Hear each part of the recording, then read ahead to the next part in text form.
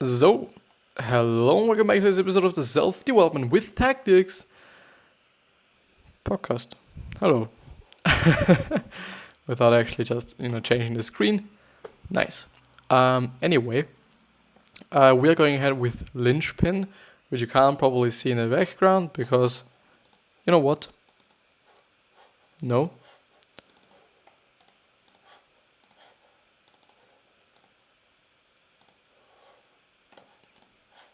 What the heck?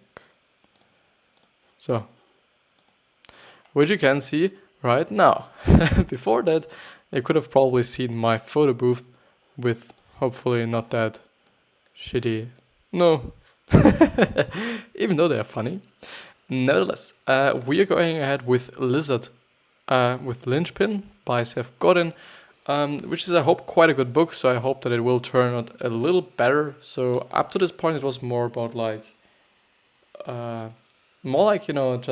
just mindset, and if you just know me a little, I've just been talking about it quite often right now. I do think this is maybe too many books are nowadays about mindset, and that you should think about this and that and whatsoever. It is important, yes, but having it in every single book. Even though I do understand that people want to spread that message and people want to just give it to the people and, whatsoever. I do understand that, but actually having it in every single book, just, having people that are spreading their knowledge or their thoughts or their experiences, it's great when it's something different, when it's something that you haven't heard before, which, the author can't pretty much decide, but yeah. I shouldn't complain. It is great to have more opinions and more thoughts and more perspectives, to actually kind of be able to just, connect your points, which is actually something that I quite have somehow, I think, experienced, would just be the best word, in the last few months, I would say, through the thing that I'm quite doing right now, which is that often it just seems for me to be like, okay, points are connecting, or thoughts are connecting, actually, to not making any metaphors. Also drink something.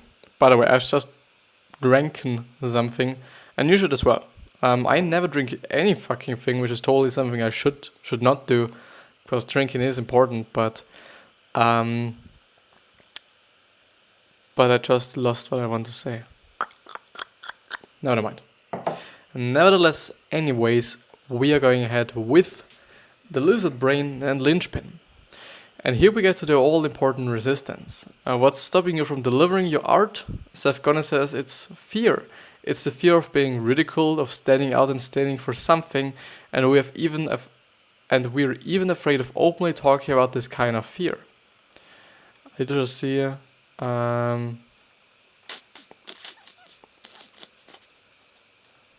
Yeah, we've gone through this already.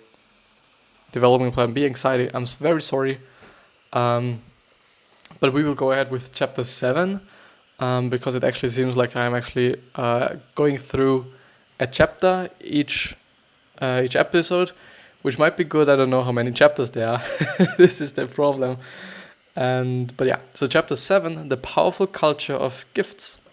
Seth Godin says, we evolved based on mutual support and generosity, and that we are made to give rather than to receive. Becoming a linchpin is an act of generosity because it will give you the platform for giving gifts and expanding what he calls emotional labor. Some people see gifts in light of receiving, some others to get something back, possibly something bigger. The most successful ones give gifts as a demonstration of love. They like giving gifts because it gives them joy. They seek respect, not reciprocity. Being a linchpin is about delivering gifts that can never be adequately paid for. And don't worry about being left with nothing. Gifts signals the world that we have plenty more to share, and the more you have in your cup, the more people are to want a drink. Which is actually the same introduction I've read the last episode as well.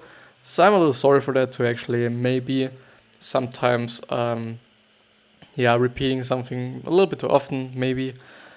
But I think it's true. Just giving without expectation, giving something to the people, without actually just feeling like I want to get something back, and I want to get something back that's even bigger than what I've given to the people out there, is a great mindset, and is a great way to live, I would say, because you will never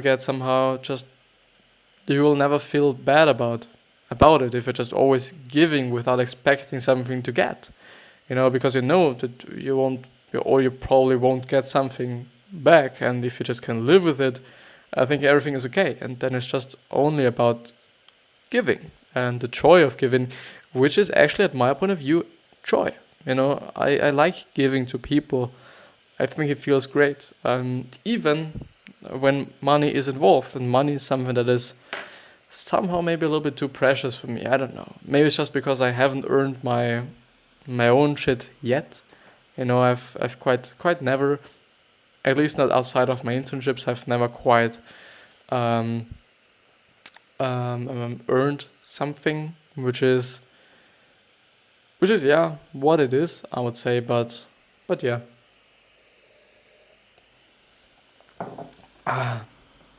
Let's go ahead with friendliness. Internet has added another layer between friends and business. The friendliness. These are followers and admirers who might be friends one day. When you focus on friends and friendlies, the business circle, so money, will take care of itself. Is this now something good, or is this now something bad? I don't know. What art will you do? And now to the big question. How do you know what kind of artist to become and what gifts to give? There's no obvious answer, and finding the answer will be the key to your success. You have to find the map, but here's the news, there is no ready-made map.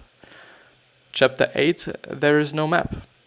But that's also the great news. The reason why art is valuable is precisely because nobody can tell you how to do it. Art is the act of navigating without a map, the ability to fork your own path to discover a new route. Seth Godin also refreshes on an important concept of all successful author insists upon. The Linchpin also accepts the world as it is and doesn't waste any effort on what he can't control, which is fairly something that I've read often, but is also, to maybe just quite repeat what I've said in the beginning of the episode.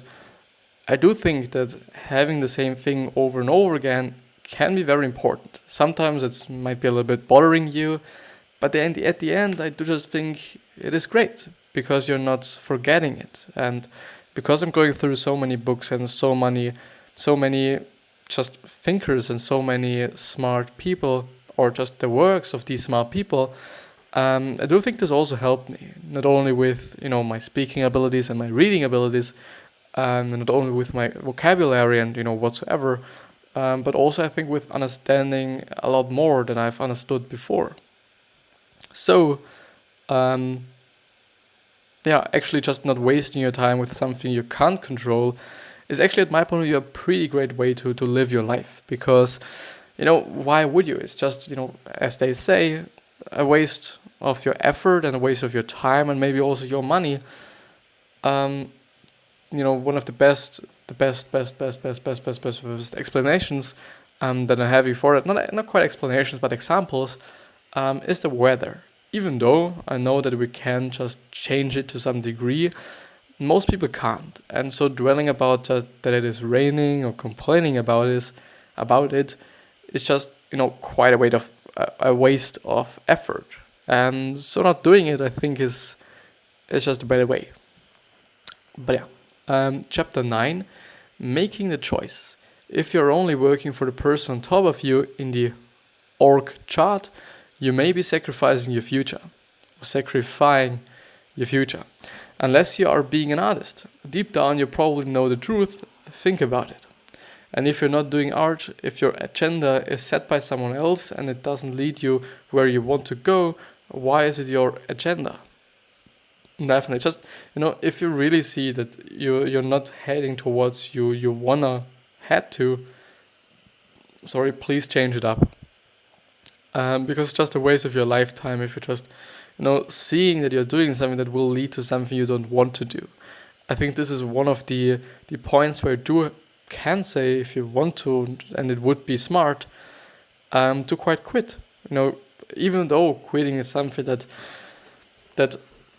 unfortunately is so negative nowadays. Most of the people think about quitting as it's something bad. You should not quit, and you should always stick to what you're doing. But I would say, and also based on what I've learned through The Dip, also by Seth Godin, which is actually quite a great book, and I would definitely suggest you to go through it as well. Just maybe search for a summary or go through my episode I made. You will probably able to find it. The few parts, because I think that if you just really see that this is heading towards something or towards a point where you do not want to be, quit it or change it up or do something that is not going to be like it would be. Yeah, like it would be. Because why? Why wouldn't you?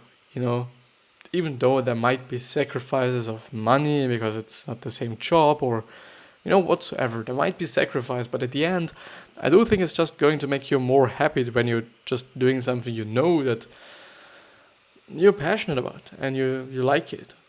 Lean in and seek out projects where you can make a difference and don't accept anything below your potential. Something I find always quite interesting. On one side, people say, okay, you should never do something for free because it's, under your just or below your potential and you could do way better and, whatsoever.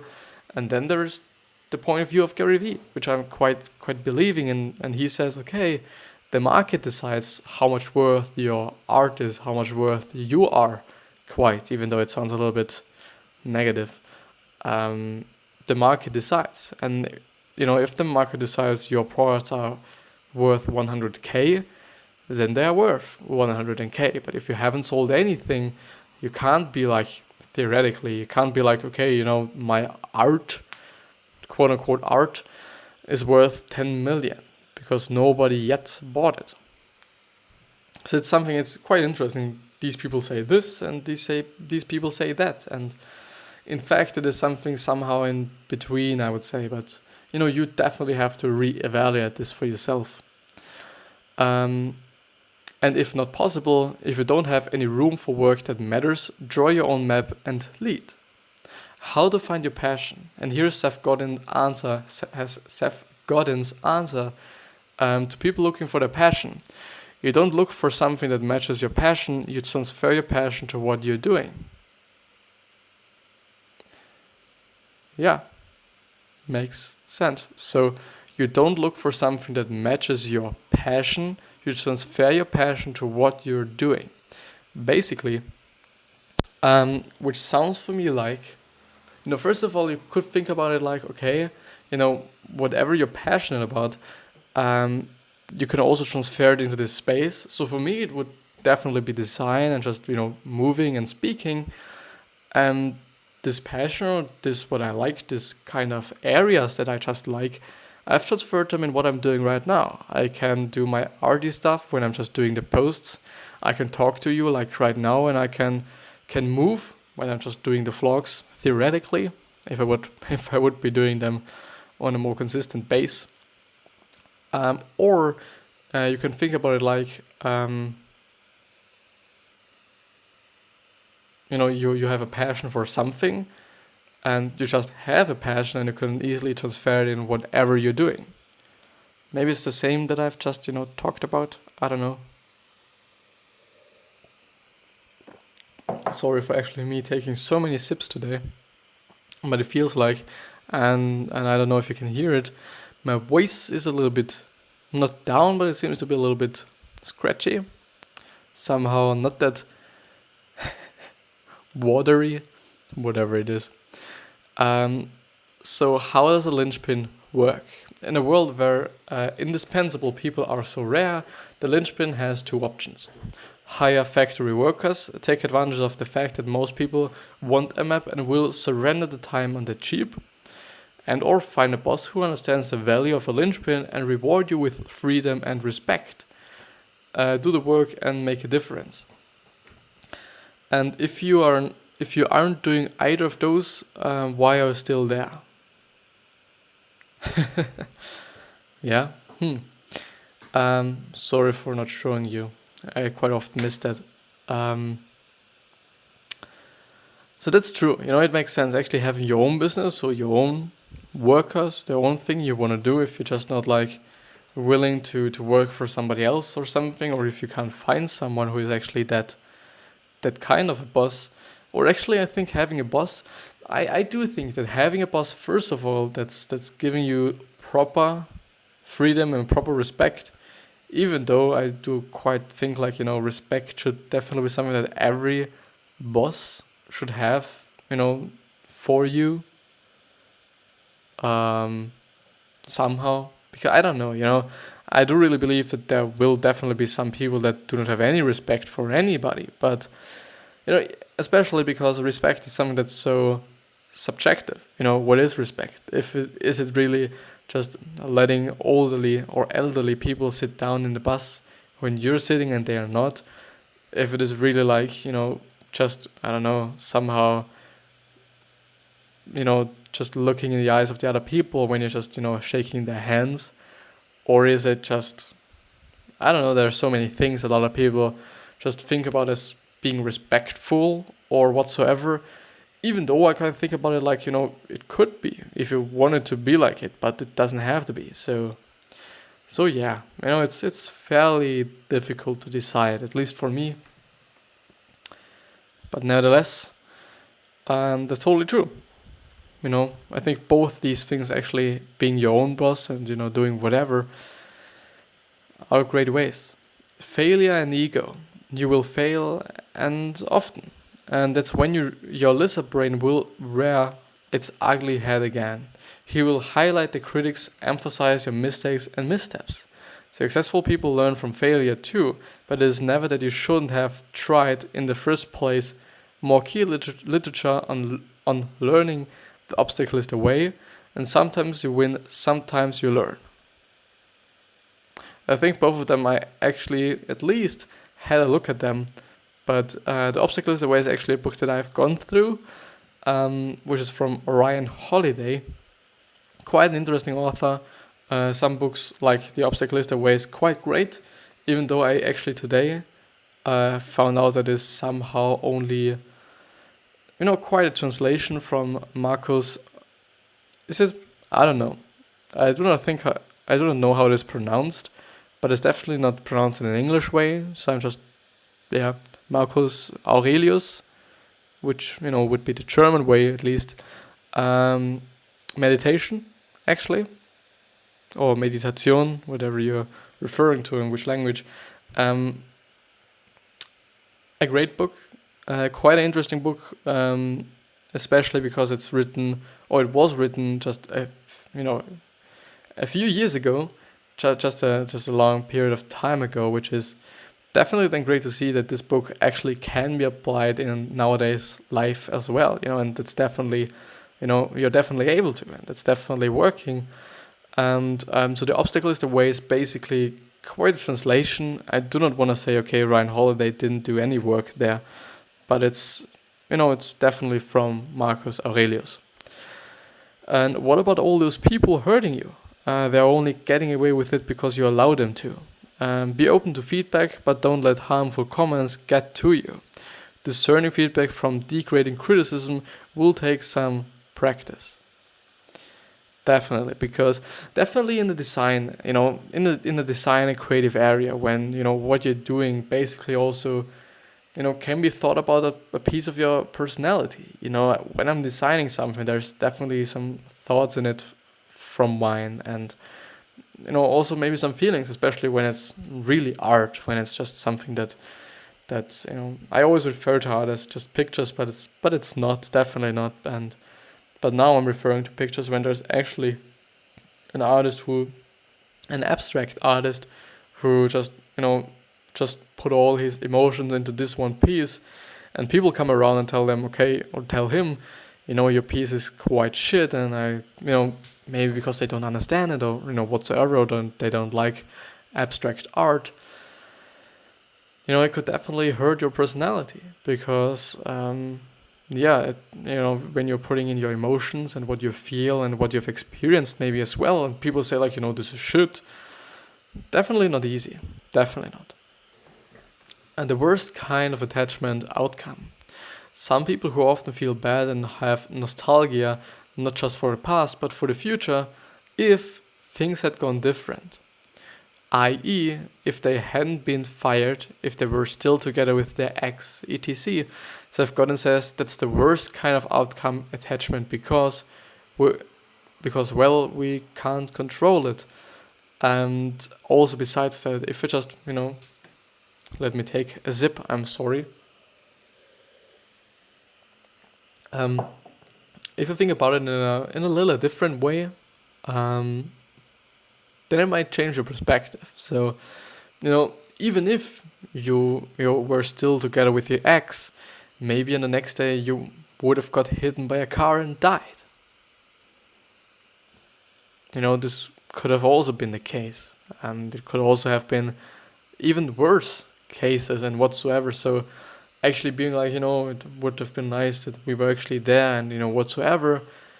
It's nice, I understand it, that, there were great times and maybe now it's not such a great time, but it will get better. This is also something that I quite experience and that I quite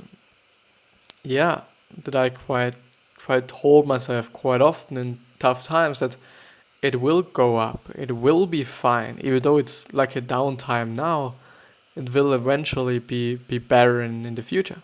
And up to this point, I've always had, it was always the truth, and it always, quite worked out, to be honest, to all the people I told them to, and which is great, which is quite nice if I'm just looking back at it, really nice somehow. I smile proudly looking how far I have come from the past when that was exactly me, so I can vouch for the fact you can change that. The visionary leaders instead see a future with different rules and move and act to have that kind of different future. If your agenda is set by someone else and it doesn't lead you where you want to go, why is it your agenda? Which is basically some kind of a quote just there for the podcast listeners.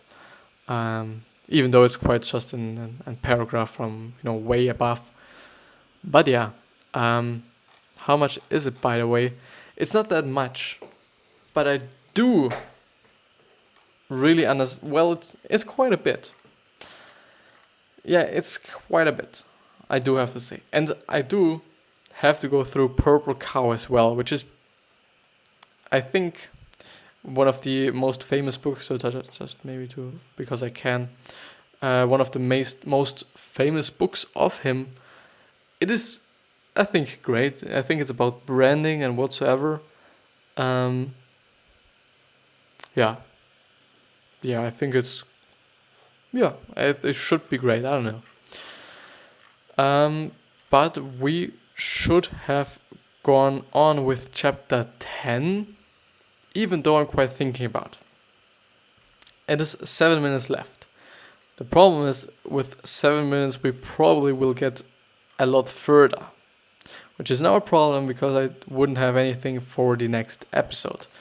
And I do feel now I can't do more than this. Not because I want to have, just a lot of episodes of this one book. Definitely not, because it's also just a little bit shitty for you. But I do not want to hurry.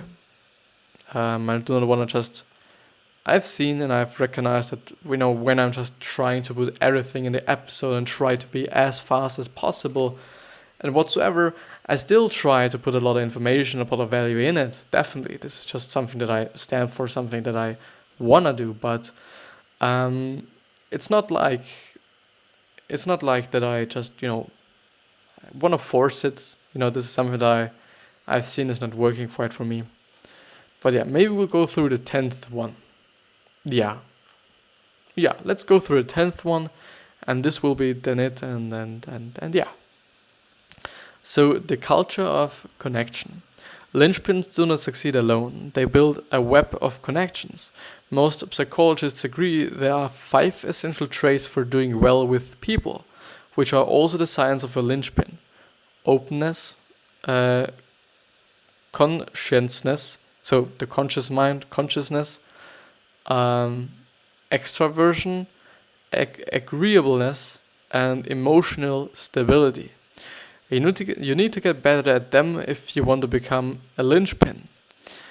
And as I remember, Linchpin was actually, which was basically the end of this small little chapter, Linchpin is actually one of the books, if I remember correctly, that Tony Robbins suggested in a video you can find on YouTube as well, which is fairly interesting. And I do think it's a great book. But let's see what's an extroversion.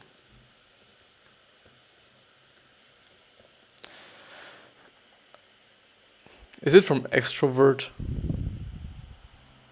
No, it's not. So this is actually a word. Did you know this? I not. Me not. Well, the problem is I'm only seeing it in German there.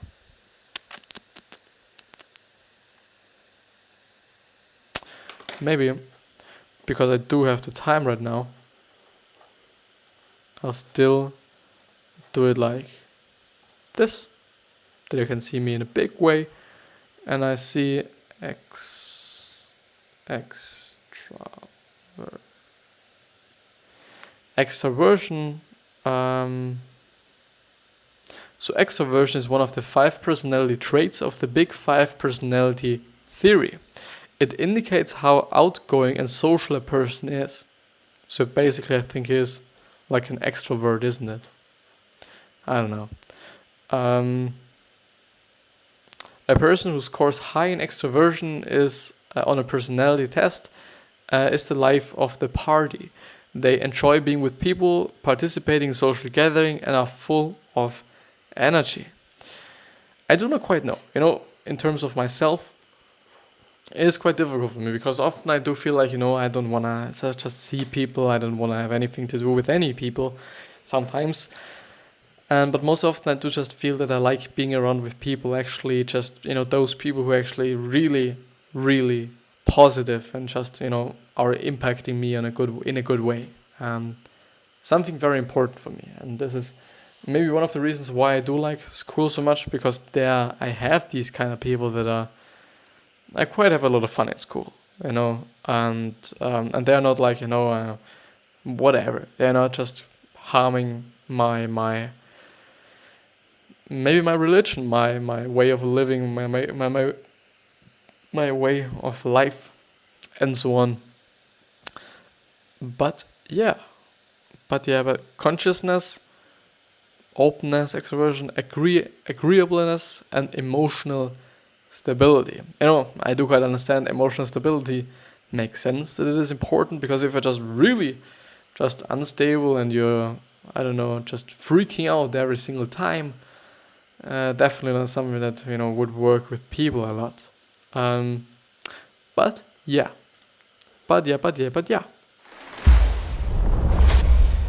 I do think this is it with the episode, even though I would have had 1.5 yet now. Sorry. Quite an interesting thing that I sometimes actually just mix up German and English. I don't know. Should it be just distracting me? Should it be distracting you? I don't know. But yeah, so this is it with the episode. I wish you the best health, wealth, happiness, and success. Yeah, and please don't forget about thinking your legacy and about giving back to the people. And this is it. I hope you've gone through the other episode as well, or you will go through the other one as well.